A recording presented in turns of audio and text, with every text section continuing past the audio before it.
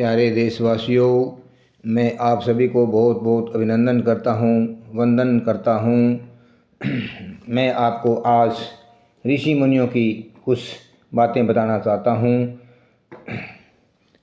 चाणक्य नीति मेरे पास पड़ी है, सत्यार्थ प्रकाश मेरे पास पड़ा है। ये स्वामी ऋषि दयानंद का सत्यार्थ प्रकाश है। इसके अंदर बहुत सी ज्ञान की बातें भरी पड़ी हैं। अगर घर में ऐसा सत्यार्थ प्रकाश हो, ऋषि मुनियों की ऐसे ऐसे महापुरुषों की अगर ग्रंथ बच्चे पढ़ें तो बहुत बड़ा फ़ायदा होता है। बुद्धि उनकी विकसित होती है, अच्छा ज्ञान प्राप्त होता है। सत्यार्थ प्रकाश में ऋषि दयानंद ने स्पष्ट लिखा है, हर एक इंसान ये कहता है मेरे बहुत लंबा चौड़ा संकट आ गया है, मेरे साथ में ऐसा क्यों हो गया, मेरे साथ में ये ऐसा नहीं होना चाहिए था, मैंने तो कभी कोई गलत काम नहीं किया, मेरे ये ऐसे क्यों हो गया। तो मैं आपको ये दर्शाना चाहता हूँ, ऋषि दयानंद ने सत्यार्थ प्रकाश में स्पष्ट लिखा है कि परमात्मा 7 जन्मों का फेर रखता है। इसके अंदर 7 जन्मों का फेर होता है और 7 जन्मों का फेर उसके अंदर पता नहीं किस प्रकार से परमात्मा कौन से जन्म के फेर का उठा करके रिजल्ट आगे लेकर आ जाए, उसके बारे में हमें पता नहीं पड़ता है कि ये भाई किस लिए संकट आया है। एक ऐसा महापुरुष विद्वान, कितना भी दानी, क्यों कुछ भी हो, वो भी परेशानी देख सकता है, उसके भी दुख आ जाता है। 7 जन्मों का फेर बता दिया ऋषि दयानंद ने कि 7 जन्मों का फेर, संचय कर्मों का भी फेर होता है। ये इसके अंदर परमात्मा 7 जन्म का फेर रखता है। कब कौन से समय में किसी जन्म का कौन सा समय आ जाए, किसी को कोई पता नहीं है। इस प्रकार से सच्चे और अच्छे कर्म करते रहना चाहिए, मनुष्य को दान पुण्य करते रहना चाहिए और बच्चों को अच्छी सुदृढ़ शिक्षा देनी चाहिए। बड़ों का आदर सम्मान करें, बच्चे संस्कारी हों और बहुत बड़े महान विद्वान बने, ऐसी शिक्षा दो बच्चों को। ऋषि दयानंद ने सत्यार्थ प्रकाश में स्पष्ट लिखा है कि हे मानव, अपनी कमाई में से 10%, हमेशा अपनी कमाई से 10% दान करते रहो, जिससे तुम्हारा धन बढ़ेगा, बुद्धि बढ़ेगी, मान सम्मान बढ़ेगा। यह नहीं कि ये आपको इतना धन मिल गया आगे नहीं मिलेगा। जीवन भर कमाओ और उसमें 10% दान करते रहो। गौशाला है, धर्मशाला है, कन्या पाठशाला है, कहीं भी आश्रम है, कुछ भी हो, जहाँ अभावग्रस्त जगह मिलती है, जहाँ उनकी उपयोगिता होती है, वैसी जगह आप दान करो, तुम्हें परमात्मा बहुत कुछ देगा। इसके अंदर ये लिखा है ऋषि दयानंद ने, आप पढ़ करके देखोगे तो ज्ञान प्राप्त होगा। 7 प्रकार के सुख बताएं ऋषि दयानंद ने। पहला सुख निरोगी काया, दूजा सुख होता है घर में माया, तीजा सुख पतिव्रता नारी, चौथा सुख होता है पुत्र आज्ञाकारी, पांचवा सुख होता है स्वदेश में बासा, छठा सुख होता है राज में पासा। उसके बाद में 7वां सुख आता है संतोषी काया।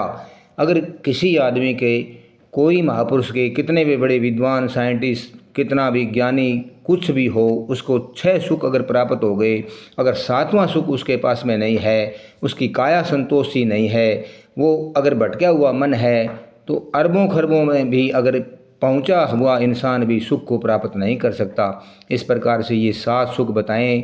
मैं दोबारा बता सकता हूँ, पहला सुख निरोगी काया, दूजा सुख होता है घर में माया, तीजा सुख होता है पतिव्रता नारी, जो चौथा सुख हो पुत्र आज्ञाकारी। बेटा अगर आज्ञाकारी हो, पिता की बात मानता हो, बुजुर्गों की बात मानता हो, संस्कारी पुत्र हो, तो घर में एक वो चंद्रमा के समान है।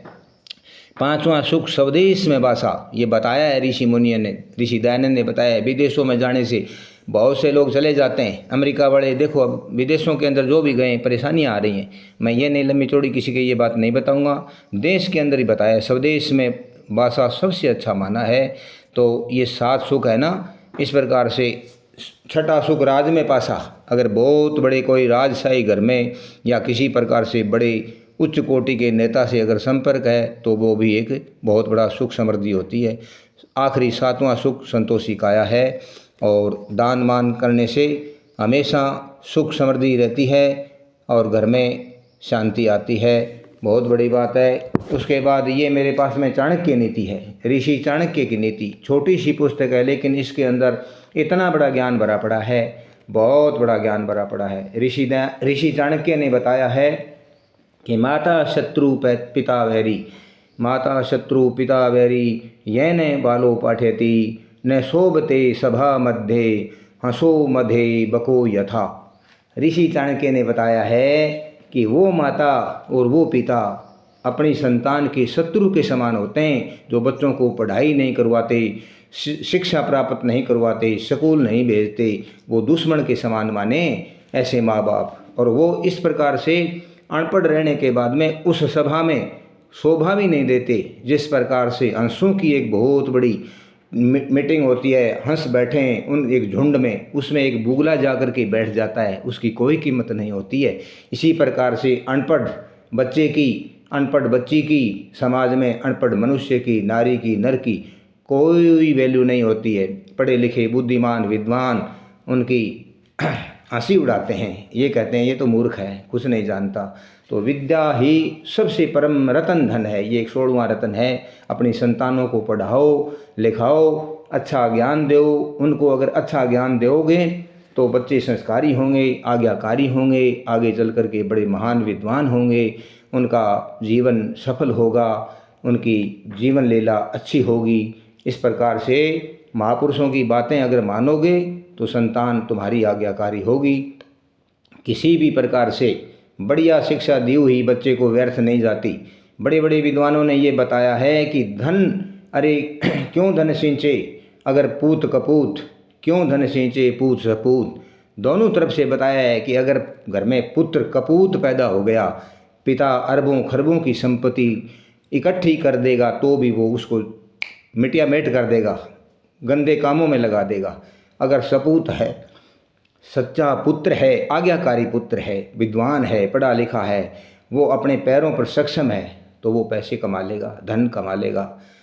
इतना बड़ा धन काम नहीं आता जितना संस्कार काम आते हैं, जितनी सद्बुद्धि काम आती है। मेरा तो यही विनती है, मैं आपसे ये अनुरोध करता हूँ, बच्चों को अच्छी शिक्षा दो, उनको ऐसी बुद्धि दो वो तुम्हारे से सुबह उठ करके पैर छुए, माता पिता से बुजुर्गों से आशीर्वाद लेते रहें, बच्चे ऐसी शिक्षा दो।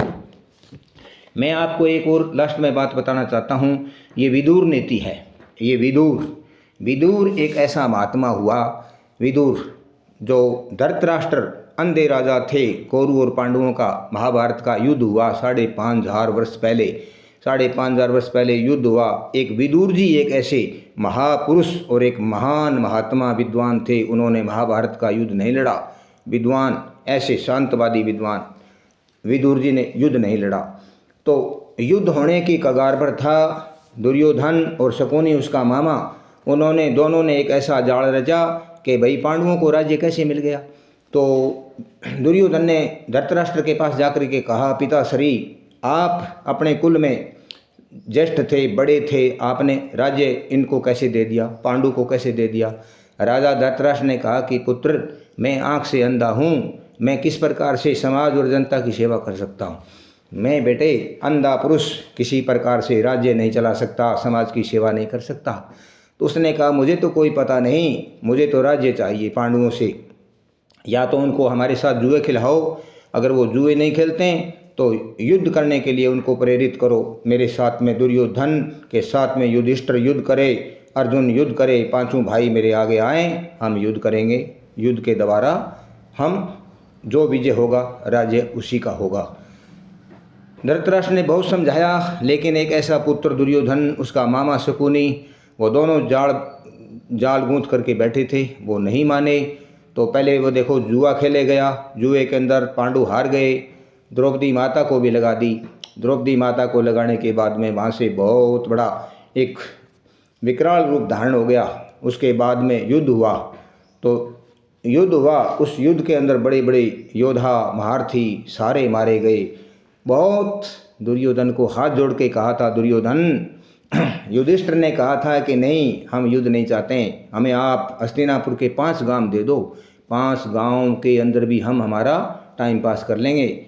युधिष्ठिर ने कहा नहीं, मैं युद्ध के बगैर सुई के नोक जितनी जगह नहीं दूंगा। तो मैं आपको ये बताना चाहता हूँ, विदुर जी ने कहा था कि युद्ध कोई समाधान नहीं, शांति में ही समाधान है। आखिर में ये मैं आपको ये कहता हूँ कि धृतराष्ट्र युद्ध होने के कगार पर आ गया। धृतराष्ट्र एक बहुत बड़े बुद्धिमान थे, माता गांधारी, वो उन्होंने सोचा कि भाई अब क्या होगा। तो धृतराष्ट्र ने कहा कि युद्ध मैं विदुर से मिलना चाहता हूँ। उन्होंने एक दूत भेजा कि विदुर को बुला करके लाओ। विदुर जी आ गए। आने के बाद में कहा विदुर, धृतराष्ट्र जी ने कहा विदुर मुझे डर लगता है। तो विदुर ने कहा कि राजन, डर आपको क्यों लगता है? सिर्फ 4 व्यक्ति ऐसे हैं संसार के अंदर जिनको डर लगता है। वो कौन कौन से हैं? बोले सबसे पहला तो वो है जो बहुत ऋणी हो गया, बड़ा कर्जायत हो गया, कर्जे में डूब गया, उसको डर लगता है।